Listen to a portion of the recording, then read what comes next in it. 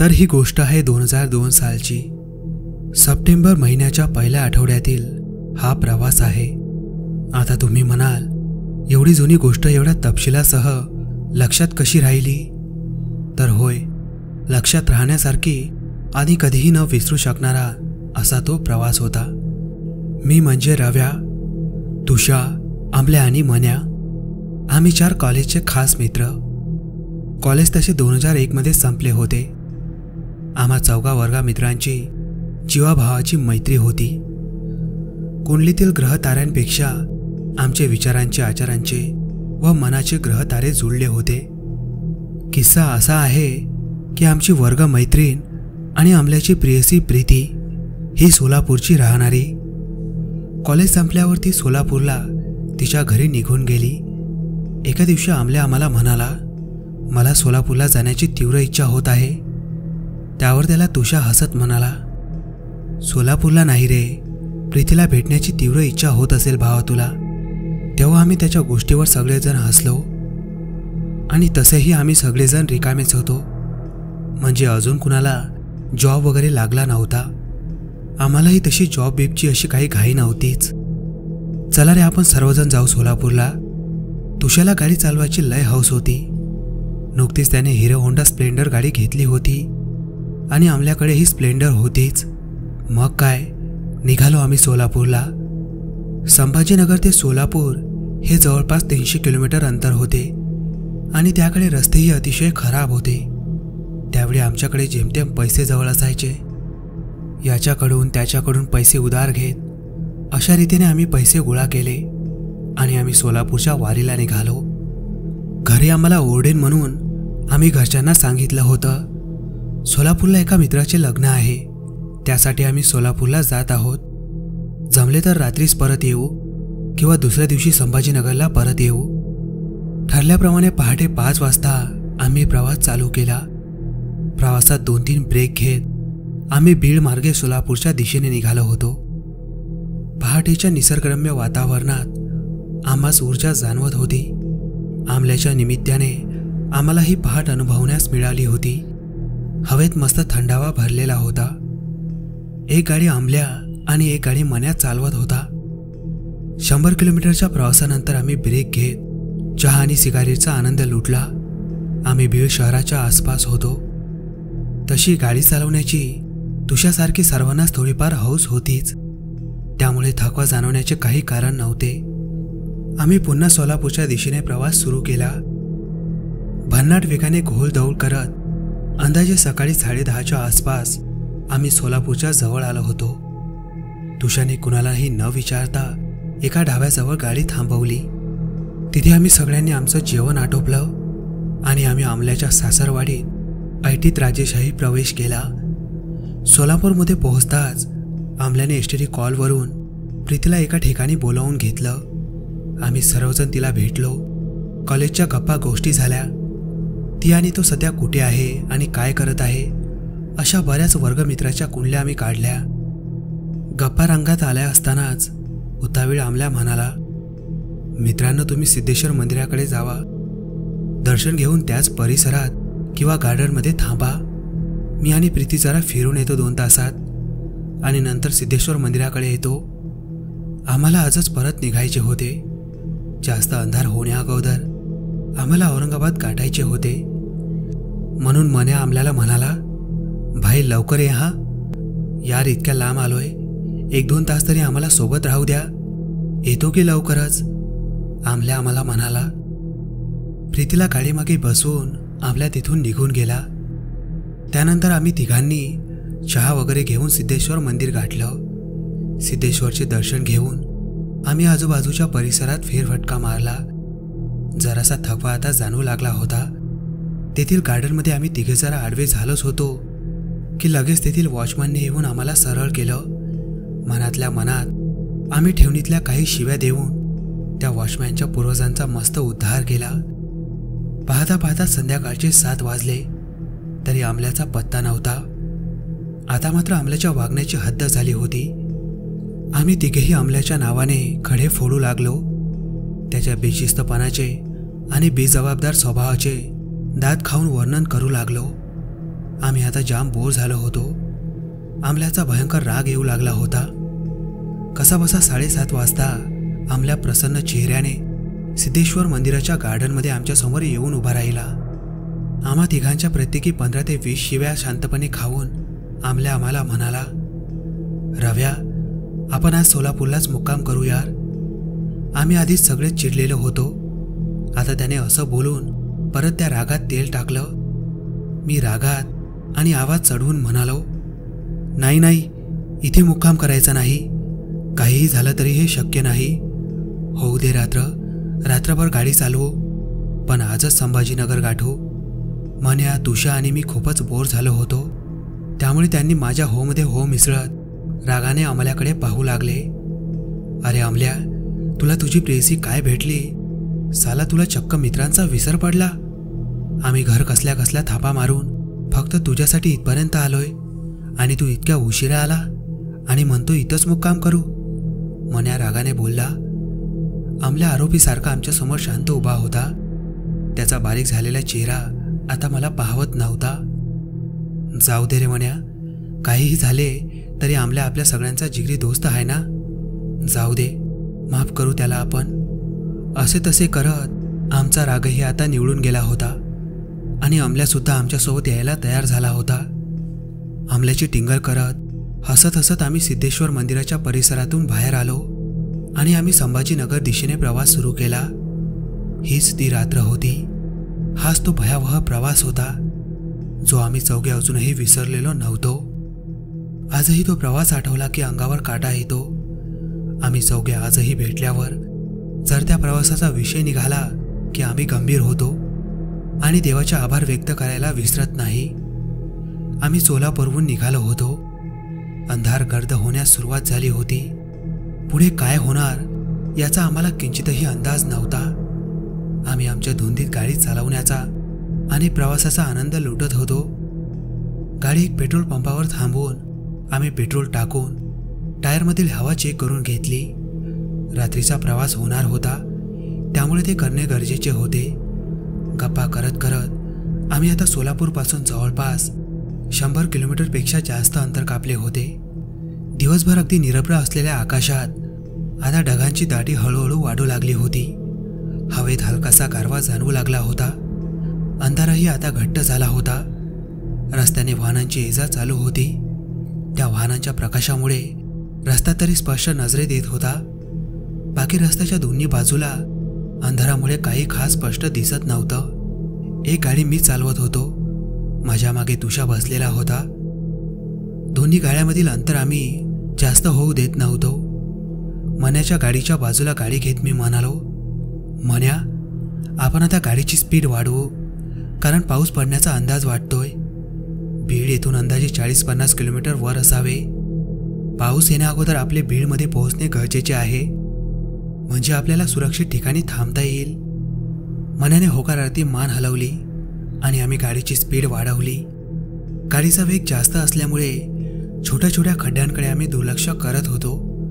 हवेतील गारव्यामुळे डोळ्यातून पाणी वाहत होते.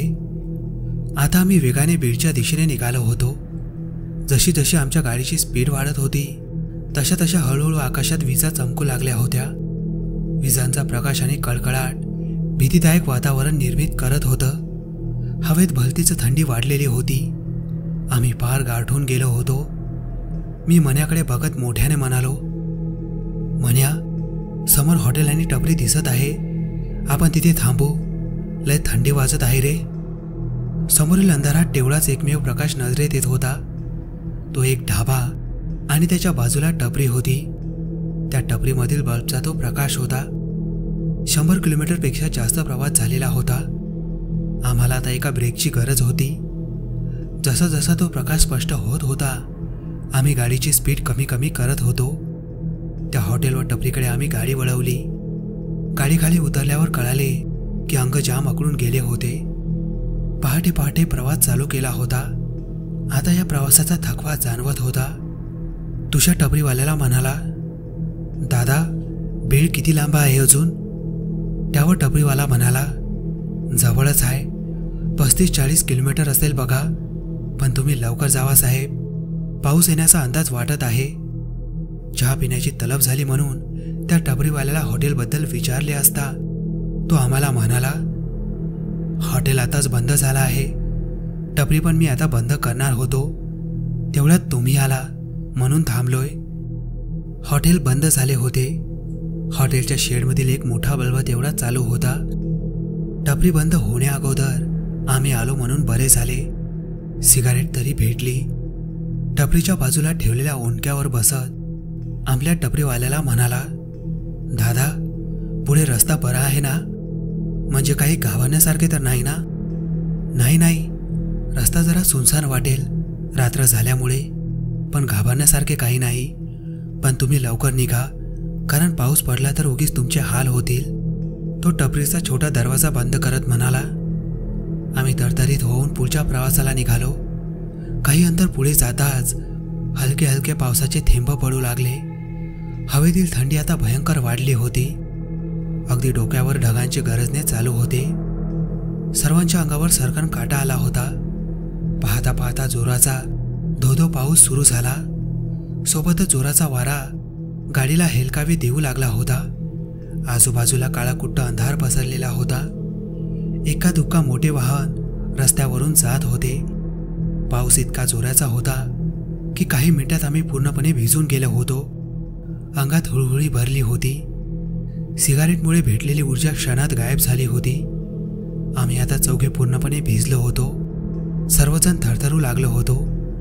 मन्या माझ्याकडे पाहत जोरात म्हणाला, रव्या आता थांबायचे नाही, चालत राहू.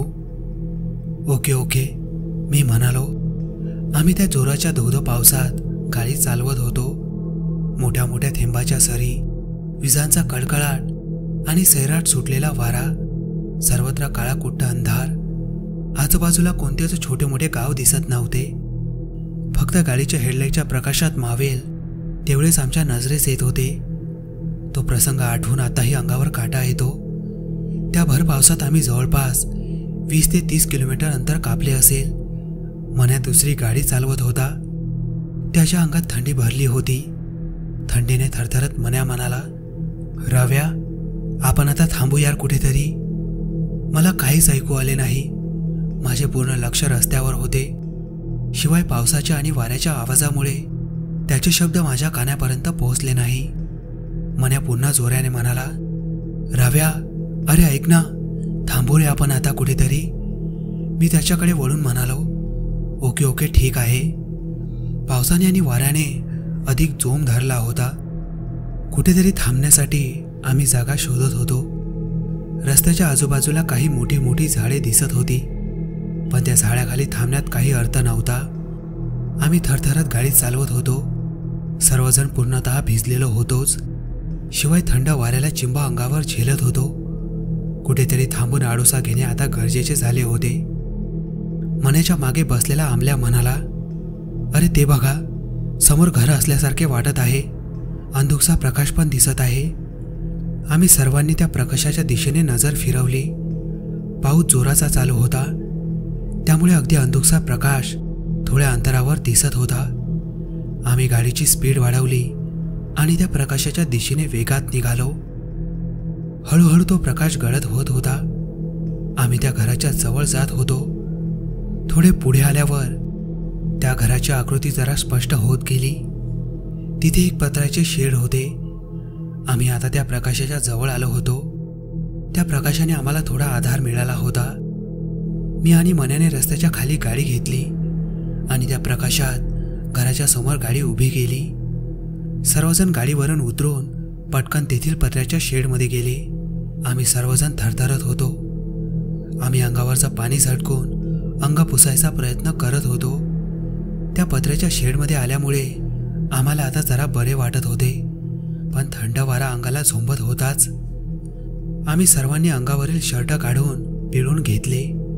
शर्ट चांगले झटकून घेतले. शक्य होईल तितके त्याला सुकवण्याचा आम्ही प्रयत्न करत होतो.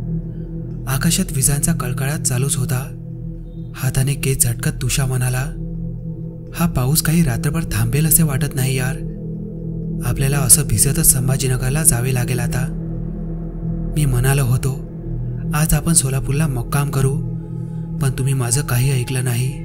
आमल्या शर्ट झटकत बोलला, तू तर काहीच बोलू नको, तुझ्यामुळेच उशीर झालेला आहे. तू वेळेवर परत आला असता तर आपण आतापर्यंत संभाजीनगरला पोहोचलो असतो. मन्या रागाने बोलला, अजून कितीही जोरात येऊ दे पावसाला, ज्या मायला आपण आता थांबायचे नाही. आजच औरंगाबादला पोहोचू, उद्या भले दिवसभर झोपून राहू, काही हरकत नाही. मी थोडं बळ एकवटून बोललो. यावर कोणी काहीच बोललं नाही. माझा सल्ला बहुतेक कुणाला पटला नसावा. पाऊस किती जोरदार चालू आहे ते आम्हाला पत्र्यावर पडणाऱ्या पावसाच्या आवाजावरून कळत होते. त्या परिसरात फक्त पावसाचा आणि आमचाच आवाज होता. बाकी सर्व दूर किर्र अंधार आणि भीतीदायक सन्नाटा पसरलेला होता. त्या भीतीदायक वातावरणात तुषाच्या आवाजाने अजून भीती निर्माण केली. तुषा अचानक थरथरत्या आवाजात ओरडला, अबे रव्या. तुषाच्या अचानक ओरडण्याने आम्ही दचकलो. आम्ही सगळेजण घाबरत तुषाकडे बघू लागलो. डोळे मोठे करून शेडच्या बाहेर बोट दाखवत तुषा पुन्हा ओरडला, ते ती टपरी. मगा काही वेळापूर्वी आपण इथेच तर सिगारेट पिण्यासाठी थांबलो होतो ना यार. आम्ही झटकन तुषाच्या बोटाच्या दिशेने पाहिलं आणि आम्ही चौघेही हादरलो. आमचे चेहरे भीतीने व्यापून गेले. आम्हाला काही सुचत नव्हतं. आमचे डोके सुन्न झाले होते. आम्ही एकटक त्या टपरीकडे पाहतच राहिलो. ती तीच टपरी होती जिथे काही वेळापूर्वी आम्ही सिगारेट प्यायलो होतो आणि आम्ही त्या बंद झालेल्या हॉटेलच्या शेडमध्ये उभे होतो. टपरीच्या बाजूला ते लाकडी ओंडकेही होते ज्यावर आमल्या सिगारेट पीत बसला होता. तीच टपरी आणि तेच हॉटेल आमच्या रस्त्यात पुन्हा कसे काय आले? मग आम्ही 20 ते 30 किलोमीटरचा प्रवास कसा आणि कोणत्या दिशेने केला होता? सर्वजण घाबरून गेलो होतो. आमच्यासोबत हे सर्व काय होत आहे आम्हाला काहीच कळत नव्हतं. आमल्या थरथरत हनुमान चालीसा म्हणू लागला. मन्या स्वामी समर्थांचा सेवेकरी होता. मन्या थरथरत म्हणाला, श्री स्वामी समर्थांच्या नावाचा जप करा, सगळे ठीक होईल, कोणी घाबरू नका, स्वामी समर्थ आपल्या सोबत आहेत. असा म्हणणारा मन्याच सर्वात जास्त घाबरलेला वाटत होता. कोणी घाबरू नका मनाच्या या शब्दांमुळेच आता जास्त भीती वाटायला लागली होती. अचानक पावसाने जोम पकडला. पाऊस आता अति वेगाने पडू लागला होता. विजांचा कडकडाटही जबरदस्त वाढला होता. एखाद्या भय चित्रपटातील सीन चालू आहे असे वाटत होते. वारा जोराने त्या पत्र्याच्या शेडमध्ये शिरू लागला होता. जोराच्या वाऱ्यामुळे शेडमध्ये टांगलेला बल्ब हेलकावे घेत होता. बल्ब हेलकावे खात असल्यामुळे आमच्या सावल्या लहान मोठ्या आकाराच्या होत होत्या.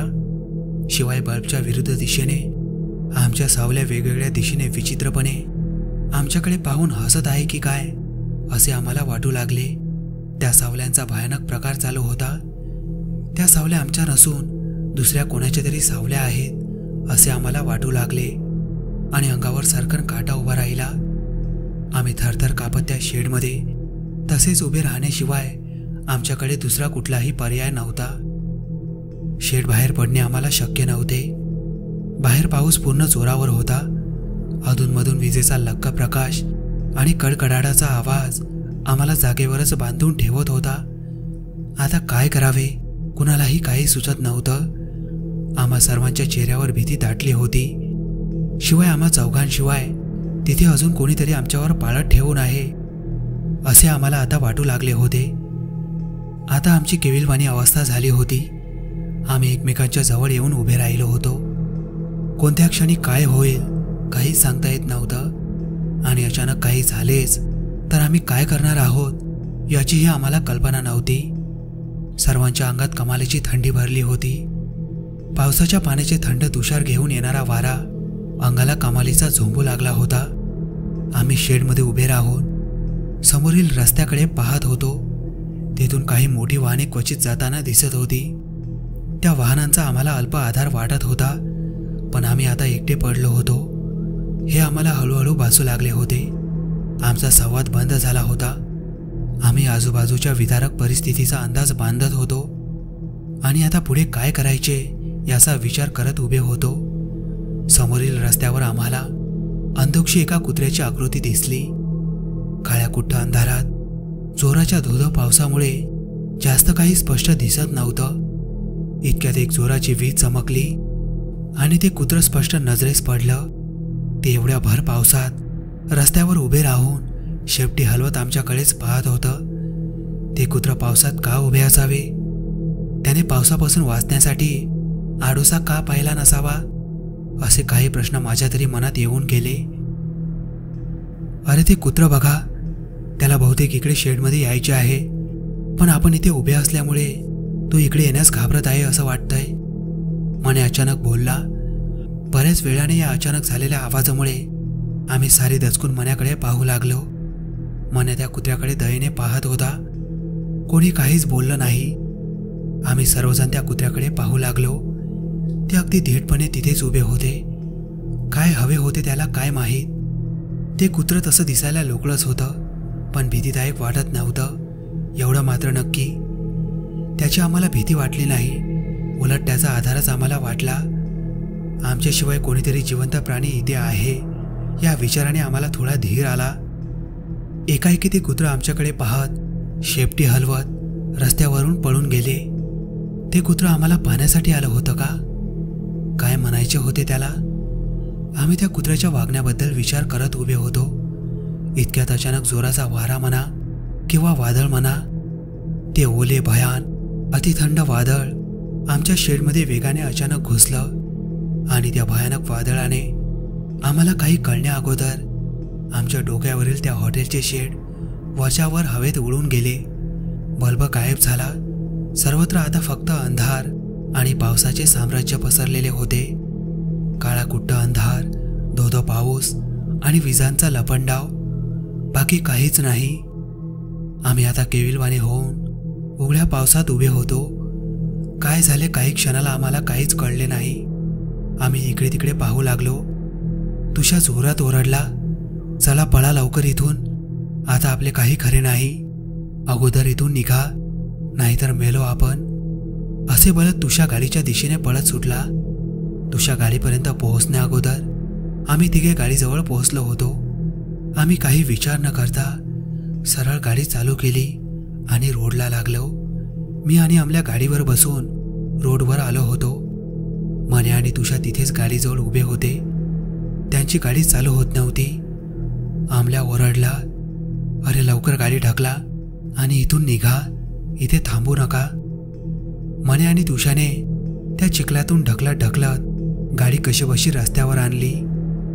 मने धाबा टाकत म्हणाला, अरे यार, ही गाडी आहे की गाडा? जागेवरून हलतच नाही आहे. आधीच अंगात ताकद शिल्लक नाही. उरली सुरली ताकदही या गाडीने खाल्ली. आम्ही चौघेही आता रस्त्यावर आलो होतो. आम्ही त्या हॉटेलाकडे एक नजर टाकली. हॉटेलचे शेड उडून गेले होते. लटकणारा बल्बही गायब झाला होता. त्यामुळे ते हॉटेल खूपच भकास दिसत होते. विजांच्या प्रकाशात ते हॉटेल भयान भीतीदायक वाटू लागले होते.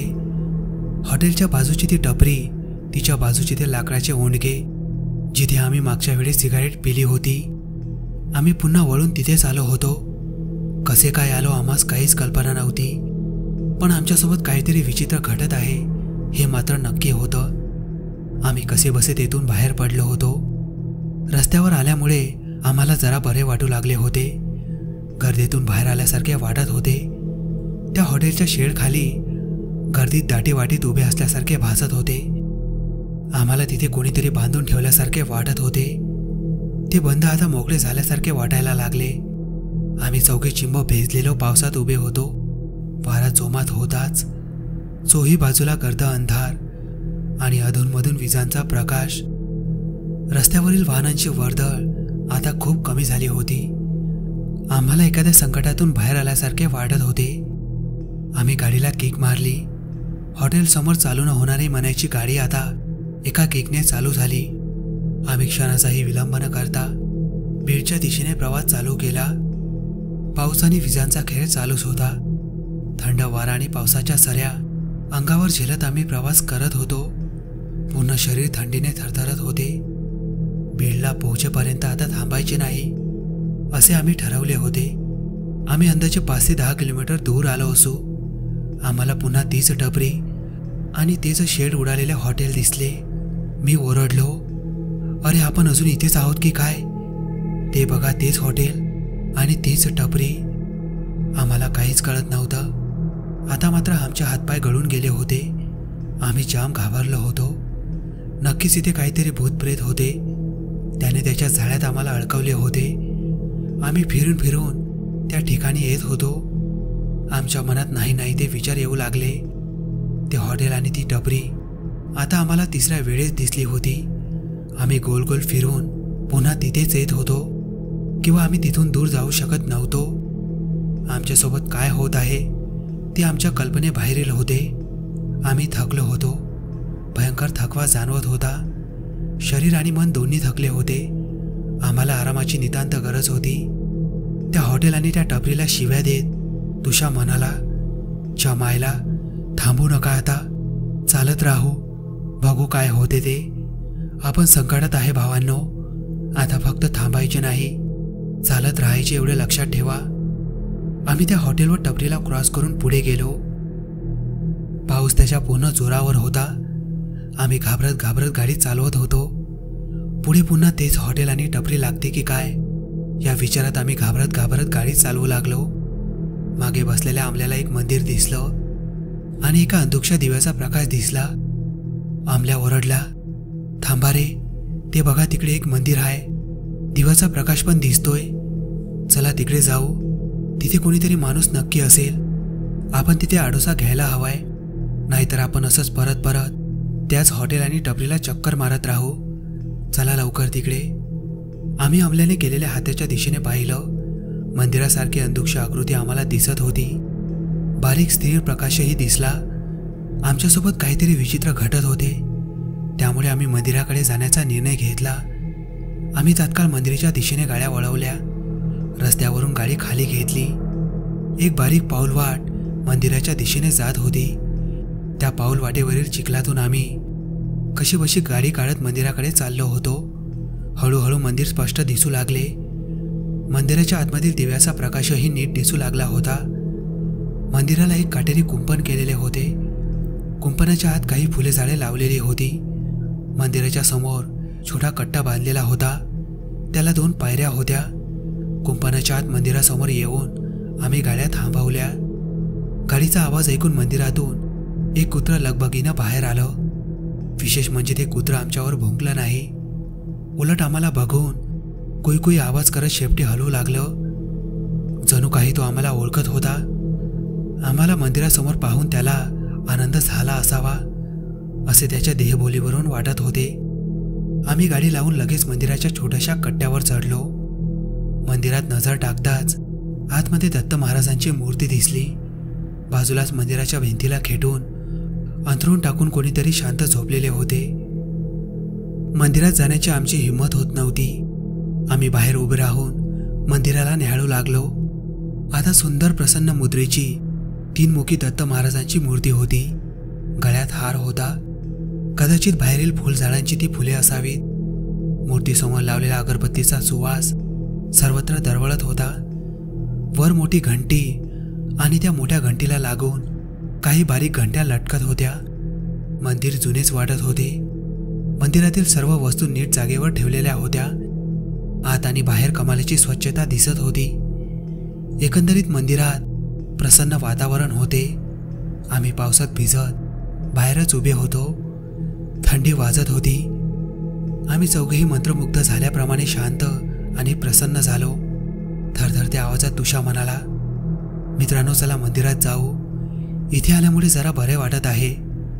तुषाचे वाक्य पूर्ण होत नाही की लगेच त्या कुत्र्याने मंदिरात जाऊन त्या झोपलेल्या माणसाच्या अंगावरची चादर ओढणे सुरू केले.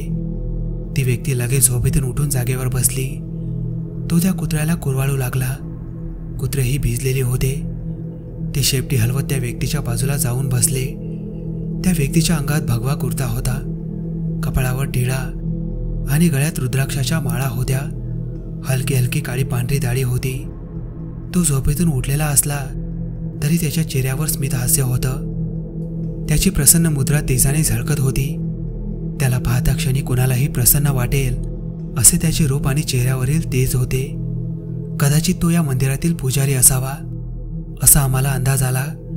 आम्हाला मंदिराच्या दारात उभे राहून तो व्यक्ती आमच्याकडे पाहत म्हणाला, असे पावसात का उभे आहात?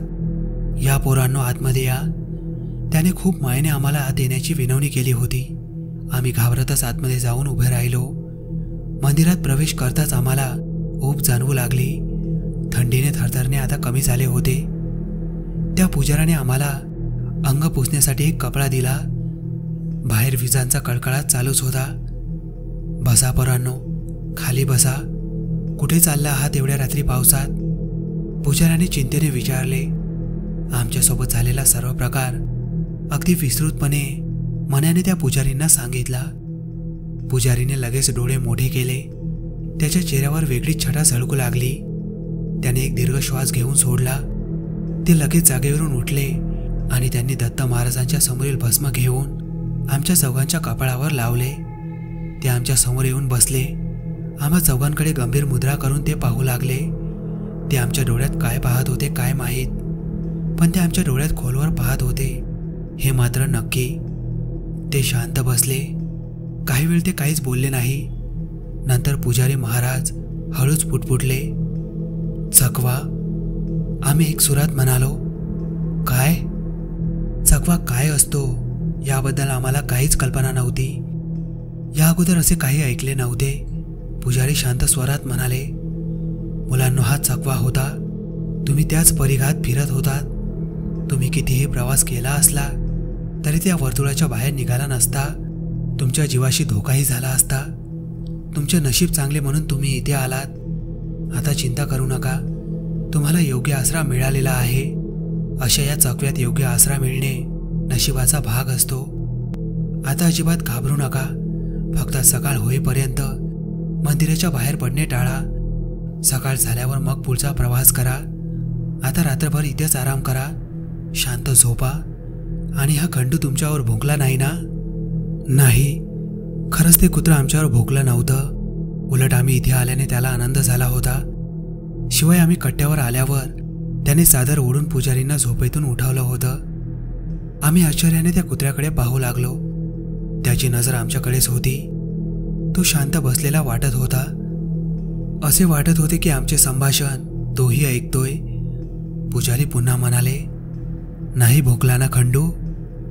आम्ही मान हलवत म्हणालो, नाही महाराज, हे कुत्रं आमच्यावर भोंकले नाही. खंडू नाव आहे त्याचे. पुजारी गंभीर आवाजात म्हणाले, सॉरी खंडू. तुषा माफी मागत म्हणाला. खंडूला कुत्रा म्हणाल्यामुळे कदाचित पुजारींना राग आला असावा. खरंच खंडू नुसता कुत्रा नव्हता. त्याला पण भावनांची जाण होती. मालकाप्रती इमानदारी होती. त्या हॉटेलच्या शेडमध्ये असताना आम्हाला दिसलेला कुत्रा कदाचित खंडूच असावा. पावसामुळे तेव्हा नीट दिसत नव्हते. कदाचित तो आम्हाला तिथून निघून माझ्या मागे या असे सांगत असावा. तो आम्हाला संकटातून काढण्याचा प्रयत्न करत होता. कमाल आहे खंडूची. या मंदिरात हे दोघंच राहत असावे बहुतेक. महाराज, खंडू आमच्यावर का भोंकला नाही हो? मनाने प्रश्न केला.